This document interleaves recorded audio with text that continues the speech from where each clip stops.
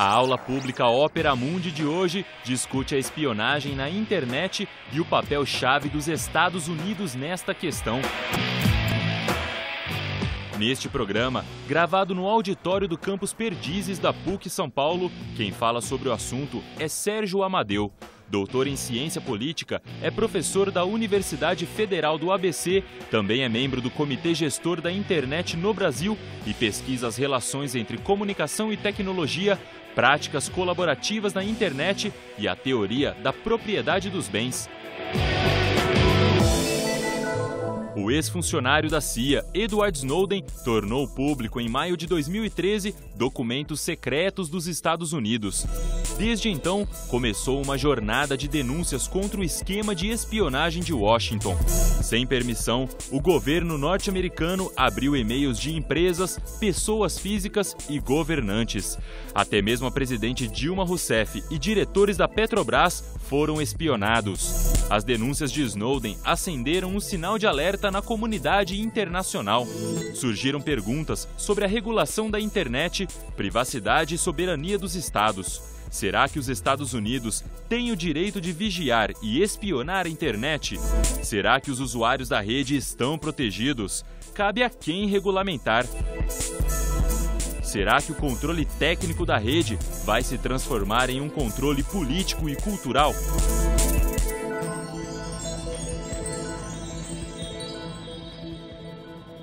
A internet ela surgiu de um projeto militar norte-americano na luta que os Estados Unidos travava por supremacia científica e tecnológica com a então União das Repúblicas Socialistas Soviéticas. Isso aconteceu no final dos anos 50, constituiu-se uma agência de pesquisas avançadas chamada ARPA, e a ARPA construiu a primeira rede de computadores que se chamou ARPANET. Os Estados Unidos, portanto, é o país onde teve o nascimento da internet. E a internet ela foi olhada com muita desconfiança pelas grandes empresas, foi olhada com muito desprezo até mesmo pelos militares norte-americanos que acompanharam a evolução da internet. A internet, na verdade, diz, por exemplo, o sociólogo Manuel Castells, nasceu da improvável intersecção da Big Science, da cultura hacker e do pensamento acadêmico. Então, na verdade, quem desenvolveu a internet foram, na verdade, acadêmicos, hackers, que são pessoas muito ligadas à contracultura americana dos anos 60, que desenvolviam códigos de computador por paixão, por amor e não por necessidade financeira. Então, essa internet ela foi crescendo à revelia dos estados. Mas o fato que ela se tornou muito importante nos anos 90, e ela é uma rede aberta, ela é uma rede que é baseada em protocolos. A internet não é o computador, a internet não é o telefone, mas a internet não existe sem uma infraestrutura de telecomunicações.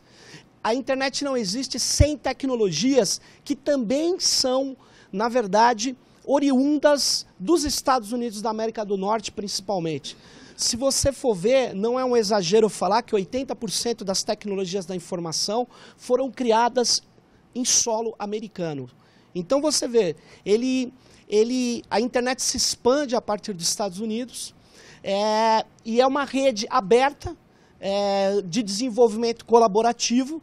Ela não tem um centro. Eu pergunto a vocês, cadê o edifício central da internet? Não existe. Mas o que existe são protocolos. Esses protocolos estão na máquina de cada pessoa. Então, como é que os Estados Unidos faz essa espionagem massiva, se a internet não tem um centro? Essa que é a questão. Porque a internet, apesar de não ter um centro, ela é uma rede cibernética. Ou seja, uma rede de comunicação, mas também de controle. Para você entender o que é isso, basta você fazer uma experiência. Pegue um domínio, um endereço que você nunca acessou no mundo, um endereço de um país bem distante, a Turquia, a Rússia, não importa. Coloque no seu browser, no seu navegador, e veja em quantos segundos abre a página desse endereço que você digitou. Você vai ver que, a depender da banda larga no Brasil, que é muito ruim, mas a depender de uma série de fatores, você vai abrir isso no seu computador em 3 a 5 segundos. Como é que funcionou? o pedido do endereço que você fez no seu browser saiu do teu computador, virou sinal luminoso, foi até Fortaleza, provavelmente, atravessou um cabo submarino, andou pela Europa, foi até um computador que hospedava aquele site e trouxe essas informações por esse caminho ou por um outro, porque a internet é uma rede de pacotes redundantes. Então ela veio e abriu no teu computador. Ela não abriu no computador do teu vizinho, não abriu no computador do teu colega que está na sala ao lado, abriu no teu computador. É uma rede que tem o seguinte princípio: toda máquina tem uma posição inequívoca na rede. Portanto, é uma rede de controle. Mas veja, é de controle técnico. O problema é quando o controle técnico é usado para fins políticos e culturais. Pois bem, como é que os Estados Unidos conseguem fazer uma espionagem massiva? É simples, porque ele domina as principais tecnologias de informação e essas tecnologias, por legislação norte-americana, têm que conter backdoors ou portas dos fundos ou capacidade das agências de inteligência norte-americanas fazerem intrusão por esses aparelhos. Por exemplo, roteadores que a gente usa, se são de empresas americanas, eles portam backdoors.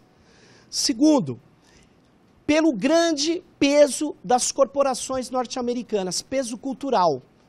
Eu queria dizer o seguinte: boa parte da nossa vida na internet, e a gente cada vez mais vive mais utilizando a internet, é feita em plataformas norte-americanas.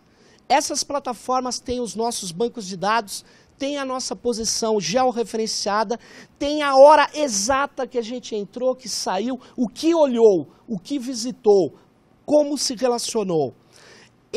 Essa base de dados foi feita sem a necessidade de dar um único tiro. Ela foi feita com o nosso apoio. Nós, prazerosamente, amigavelmente, felizes, entregamos nossas informações. E essas informações são entregues às grandes corporações americanas. Sobre elas, age a NSA. Com base na Microsoft, que boa parte das pessoas usam, a Microsoft, visitem a política de privacidade da Microsoft, por favor. Uma das empresas do esquema NSA. O nosso computador, se ele tem o sistema Windows, toda vez que eu me conecto na internet, a Microsoft entra e vasculha o seu HD. Ora, se ele vasculha o seu HD, porque você concordou com isso, imagine como a NSA entrou no computador da presidenta Dilma. Entrou no computador porque a Microsoft não diz que entra só no computador de qualquer um, entra no computador também da presidenta Dilma. Então, um elemento chave é que essas coisas que antes apareciam espetaculares e teoria da conspiração, nós sabemos que fazem parte do esquema de vigilantismo e poder dos Estados Unidos da América do Norte. Sim, os Estados Unidos quer ser a polícia do mundo.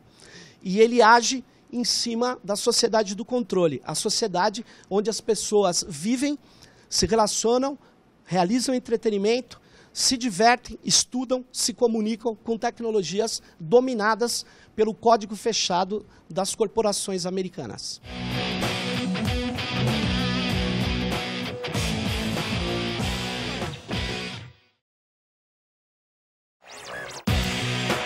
A aula pública está de volta e nesta parte do programa, Sérgio Amadeu responde a questão do correspondente internacional do Opera Mundi em Moscou, na Rússia. Os documentos revelados por Snowden comprovaram o que já sabíamos. Governo, empresas e cidadãos comuns estão sendo vigiados. Mas será que há uma alternativa a este controle? Ou será que depois do ouro e do ouro negro, é a vez do ouro digital despertar a cobiça e iniciar conflitos entre os países? Segurança da informação, ela não é um produto, ela é um processo. Então você tem que ter camadas de segurança. Sem dúvida alguma, se nós já tivéssemos aprovado o Marco Civil da internet no Brasil, a lei que garante direitos e deveres das empresas em relação ao cidadão que usa a internet no Brasil, nós teríamos mais garantias. Mas a verdade é o seguinte: você precisa ter cada vez mais instrumentos aqui no Brasil que permitam a gente desenvolver tecnologia da informação. Nós precisamos ter roteadores, nós precisamos ter equipamentos que possam ser auditados por técnicos brasileiros. Por exemplo, se a presidenta da República quer ter, na verdade, uma garantia mínima de segurança, ela não pode usar o Windows na máquina dela. Ela tem que usar software aberto, com código-fonte aberto, que tenha sido auditado por técnicos da confiança do governo brasileiro. E isso é uma medida simples, só que ainda não foi feito. Outra coisa, nós precisamos ampliar as redes de comunicação de alta velocidade aqui no Brasil para evitar que o tráfego de informações brasileiros roteiem nos Estados Unidos. Nós precisamos ter mais alternativas de cabo submarino para a nossa relação com a Europa, África e Ásia. Nós não podemos passar por território americano. Agora, sem dúvida, se você tem plataformas de relacionamento, as chamadas redes sociais, que são brasileiras ou que não são norte-americanas, você tem mais garantia de que os bancos de dados não serão violados, ou serão violados com uma dificuldade maior pela NSA. O problema é o seguinte, a supremacia cultural da rede a partir dos Estados Unidos é muito forte.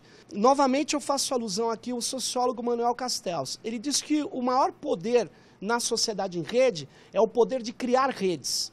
Você veja, o Zuckerberg criou uma plataforma cujo conteúdo é feito por nós. Só que, por regras que os economistas, os pesquisadores observaram da chamada economia de rede, as pessoas não querem estar na rede pequena, na rede marginal, elas querem estar nas redes onde estão as maiores facilidades, o maior entrosamento. Por isso que, por mais que eu e o pessoal da comunidade hacker participe de uma rede que se chama Idêntica, né, identi.ca Canadá, a maior parte das pessoas participam do Twitter. Agora, é importante incentivar, colaborar estruturas que fiquem fora do poder norte-americano, das corporações norte-americanas? Sim, é fundamental. O Brasil pode ajudar a fazer isso? Pode. Qual é um dos grandes apoios que o Brasil poderia fazer? É apoiar tecnologias de código aberto. Tecnologias de código aberto significa que aquilo que seria uma caixa preta no produto fica aberto para que qualquer usuário, a qualquer momento, possa ou olhar aquela tecnologia ou chamar alguém que a conhece. O poder norte-americano, nas tecnologias de informação, na era informacional, não é feito de maneira direta. Ele é feito a partir da junção de duas coisas. O peso cultural que eles têm e o domínio do processo de criação tecnológica. Por isso que participar junto com outros coletivos mundiais da criação de tecnologia que não permita que ela seja fechada, desconhecida, é uma coisa fundamental para a gente. Para finalizar, queria dizer que nos anos 90, o então presidente Fernando Henrique Cardoso abriu uma licitação para contratar os radares para o controle de voo da Amazônia, o famoso projeto CIVAN.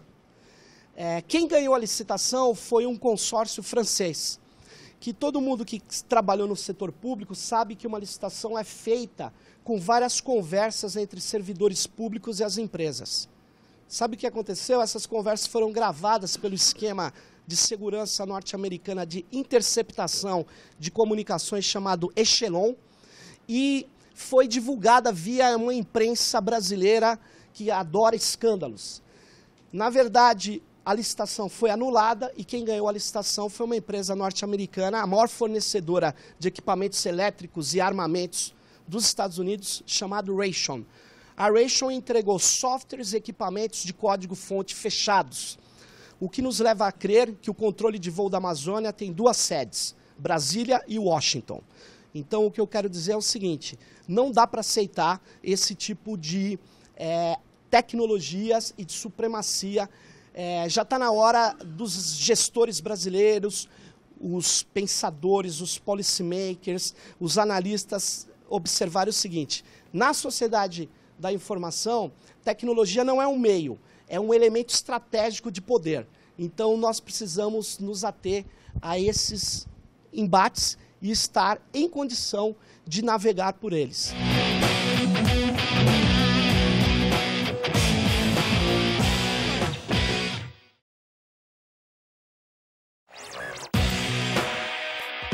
A aula pública Ópera Mundi está de volta e nesta última parte do programa, Sérgio Amadeu responde às questões da plateia. Boa tarde, professor Sérgio. Boa tarde a toda a galera aí de RI da PUC. Eu sou ex-aluno aqui de Relações Internacionais também. Meu nome é Conrado Carrasco. E a minha pergunta vai no sentido das posturas do governo brasileiro frente a esse controle de informações. Como você acha que está a postura do governo brasileiro? Você acha que o Brasil está avançado na questão de uma internet democrática, livre? E quando você acha que o Código Civil, esse marco civil regulatório vai poder ser aprovado? E o que está faltando para isso chegar de fato a ser aprovado e a gente ter aí uma progressão melhor nesse sentido? Eu acredito que o Brasil mudou muito a sua política a partir do mês de junho. Eu acho que as manifestações de junho ajudaram o governo a mudar a sua postura. Quando surge em junho também as denúncias do Snowden, a presidenta Dilma fica bastante impressionada e ela começa a tomar para si efetivamente o controle dessa situação. Então, o pronunciamento da presidenta Dilma na ONU, numa abertura de sessão, foi pela primeira vez que um país defendeu a liberdade na rede, um modelo de governança democrático e que defendeu a neutralidade da rede. O que isso significa? Significa que quem controla a infraestrutura de telecomunicação não pode controlar as informações que passam pelos cabos, tem que ser neutro em relação a essas informações. Essa mudança da postura do governo levou a presidenta Dilma também a pedir urgência constitucional no projeto que regulamenta o uso da internet no Brasil. E o que ela implica? Ela implica no travamento da pauta do Congresso Nacional. Enquanto não votar o Marco Civil, você não pode votar mais nada. Então, isso é muito importante e, ao mesmo tempo, é muito temerário.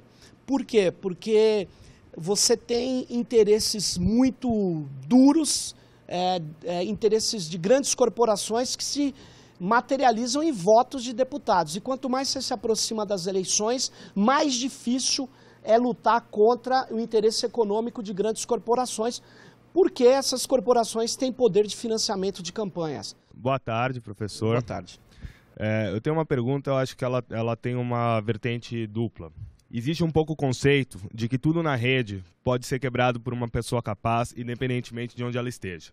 Queria saber se isso é verdade e se isso pode representar também uma via de mão dupla, porque apesar do controle que existe da rede vinda dos países centrais, em especial dos Estados Unidos, se isso não pode ser feito por qualquer um, apenas com mais dificuldade. E num segundo ponto, o grande volume de informações que existe na rede, se isso não serve como uma proteção natural. O volume de informações é gigantesco, é enorme. Queria saber como é que é feito para se filtrar isso, se é possível se filtrar de maneira eficiente e se sim, quais são os métodos aplicados. Eu vou te dar um exemplo. Em geral, quando a gente protege informações com chaves criptográficas, e eu uso uma chave criptográfica de 2048 bits, para você vai entender que é uma chave do tamanho de 2 elevado a 2048. É um número que dá a volta no universo. As chances de você identificar a chave que eu estou usando requer um processamento muito grande, computadores em cluster ou em grade, processando dioturnamente informações para tentar quebrar aquele código. É possível quebrar? É possível. Mas existem cálculos. Talvez eu quebre aquela informação em 6 anos, em 10 anos, em 4 anos. E aquela informação não tem mais validade, não tem mais valor. Na área de tecnologia da informação, a gente não acredita que exista segurança plena. A segurança plena é não estar conectado. Então, eu diria, uma pessoa com capacidade, um hacker isolado, pode adentrar um sistema? Em tese, sim. Não é um mito. É muito difícil. mas não é um mito. Agora, pode quebrar a criptografia de alto poder? Com o tempo. E a outra pergunta que você fez sobre o volume de informação, você tem toda a razão. Thompson falou, por exemplo, que existia um poder simbólico, né? Eu digo, hoje tem um outro tipo de poder também, chama poder de análise, que é completamente assimétrico. O poder de análise, todos nós temos, de analisar a informação, só que é completamente desigual. Então você veja, o poder de análise do UOL, que tem as nossas caixas postais, o poder dele manipular a informação é muito grande, mas é bem menor do que o do Facebook, que é bem menor do que o do Google. Não é bem menor, mas é menor. Então você veja, tem vários poderes distintos que eu chamo poder de análise. Sem analisar, você tem muita dificuldade de sobressair nesse dilúvio informacional. As informações matam você. Então o que acontece? Você não sabe o que é relevante. Cada vez mais vamos produzir mais informações e cada vez mais temos que encontrar técnicas de tratamento de informações. Alguns têm capacidade de utilizar essas técnicas e utilizar a computação em nível suficiente para poder ter poder de análise maior que o outro. O fato é que quem não tiver poder de análise tem menos força e menos capacidade de compreender a sociedade da informação, que é uma sociedade em rede. Boa tarde, professor. Eu me chamo Vitor Bastos, eu sou aluno de Relações Internacionais da PUC. Eu queria fazer um gancho com essa sua última fala em relação a essa guerra da inteligência e queria saber qual a sua opinião a respeito do sistema eleitoral brasileiro no que diz respeito especificamente às urnas eletrônicas. Essa pergunta é uma pergunta decisiva, porque se eu falar para qualquer cidadão, falar assim, olha, esse sistema é seguro, ele fala, é tão seguro que eu não sei nem onde fraudar. Então, exatamente esse é o problema. Quando você não sabe quais são os seus pontos de falha, eu te digo, você está num sistema completamente inseguro, vulnerável, porque você não sabe nem onde será o lugar que você tem que proteger. Eu vou dar uma informação. Quando dá pau uma urna, quem tem a senha para consertá-la? Ou para trocar, para destravar? Por favor, vocês já viram? Vocês fazem ideia de quantas senhas tem? Mais de 10 mil. Se você tem distribuído mais de 10 mil senhas, gostaria de dizer a vocês, não tem aí, do ponto de vista da segurança dos gestores, não tem segurança. E continuo. Se eu não sei, na verdade, quais são as linhas de código que estão lá dentro, eu tenho condição de falar que aquelas linhas de código, quando eu ponho a foto, eu mandei uma minha foto com GIMP, e mando dentro dela uma pequena rotina, conhecedor que sou do sistema operacional que está dentro da urna. E toda vez que aparece essa foto, eu faço uma manipulação do sistema operacional. Pego 3 votos daqui e passo para lá. Você fala assim, não, mas não é possível, eu estou vendo a foto, só tem uma foto. Não, a foto digital não é uma foto analógica, é um conjunto de bits. Eu introduzi dentro desse conjunto de bits, outro conjunto de bits que é uma rotina que se comunica com o software, que é o sistema operacional. Na verdade, os partidos, a Justiça Eleitoral diz assim, olha, todo mundo auditou a urna. Eu gostaria de dizer a vocês, eu desafio um partido trazer um técnico aqui e nos afirmar que ele leu e compilou, viu o que era, cada uma das linhas de código que rodam dentro da urna. Eles fizeram isso em 2 dias. Então o que eu queria dizer é o seguinte, lição do que eu estou dizendo. A urna precisa ter um mecanismo de segurança contra fraudes, onde nós, sociedade, necessitemos de pedir recontagem. Se eu precisar pedir recontagem na urna eletrônica, eu não tenho como fazer. As tecnologias permitem aprimorar a democracia, sem dúvida, mas tem coisa que você precisa efetivamente de manter regras de isolamento, individualidade, para garantir, por exemplo, o sufrágio universal.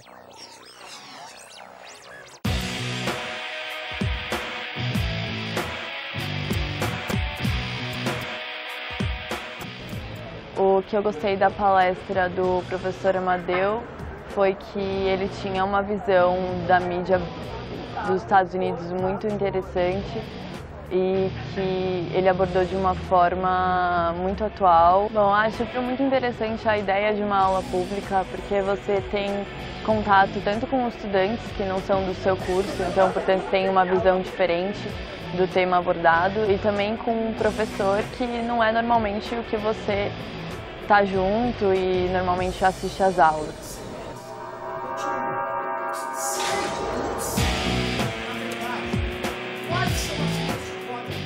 Essa discussão que ele promoveu sobre